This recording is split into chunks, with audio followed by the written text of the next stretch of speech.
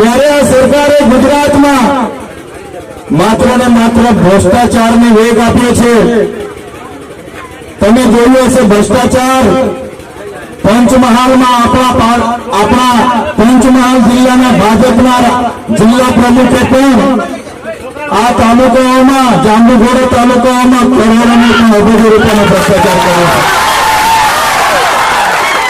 અને વિધાનસભામાં મનરેગા યોજનામાં થયેલા બજેટ સત્રમાં મનરેગા યોજનામાં બચુભાઈ ખાબર અને એમના પુત્રોએ કરેલા ભ્રષ્ટાચારની વાત મૂકી ત્યારે ભારતીય જનતા પાર્ટીના ધારાસભ્ય અને સાંસદોએ કીધું આ તો ચૈતર વસાવા સ્ટન્ટ કરે છે।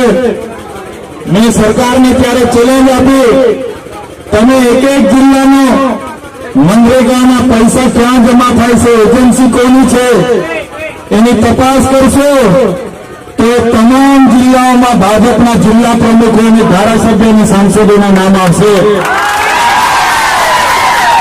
સરકારે તપાસ ચાલુ કરી અને પહેલો મુહૂર્તે બચુભાઈ ખાબરના દીકરાઓના નામ બહાર આવ્યા। પંચમહાલમાં પણ ભારતીય જનતા પાર્ટીના જિલ્લાના પ્રમુખનું નામ આવવાનું હતું। ભરૂચ હોય કે નર્મદા હોય ભારતીય જનતા પાર્ટીના ધારાસભ્ય અને સાંસદોના નામ આવવાના હતા, એટલે તપાસ બંધ કરી દીધી।